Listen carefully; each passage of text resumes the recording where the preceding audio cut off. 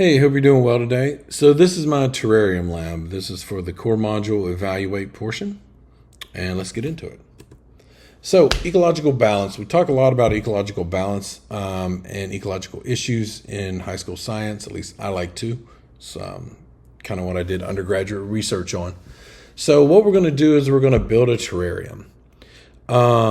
It seems pretty simplistic, but this can actually aid in the understanding and the comprehension of quite a few ecological issues, climate change, ecological challenges, the biogeochemical cycles. So the student's task is to investigate these issues related to climate change using a terrarium. Examine how the change in temperature, moisture, light, or plant life affects this small ecosystem. Analyze the findings, understand the impact on potentially a larger ecosystem.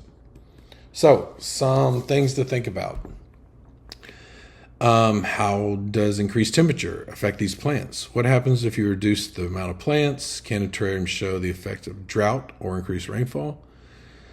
How might greenhouse gases be simulated? So, these are just some questions to kind of lead them on and to have them think about what possibly they could use for their hypothesis, their leading question into it all.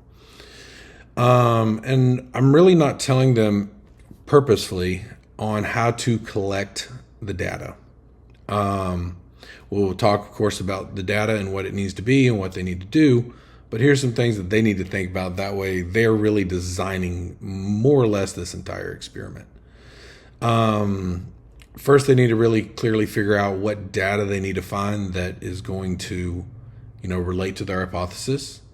Identify any questions. What kind of data will you collect? Do we need to collect CO2 levels? Do we need to just collect temperature?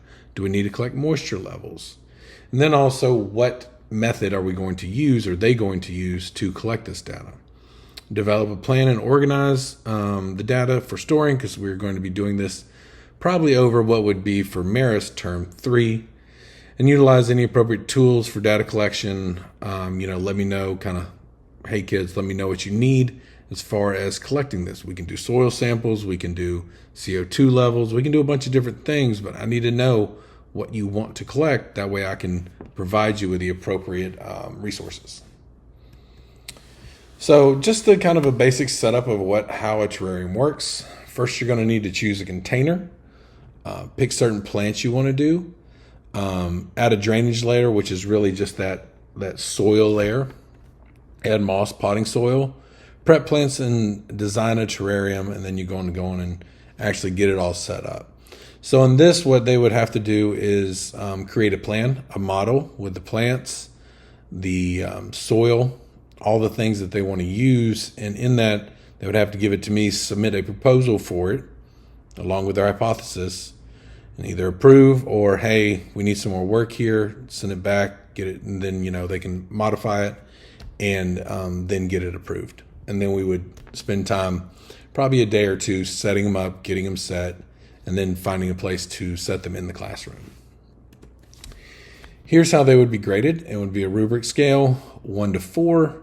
1 being you didn't really do anything according to what you said you were going to do, and then up to 4. So we have our question, purpose, hypothesis, your experimental design, the analysis of whatever kind of data you're doing, your conclusion.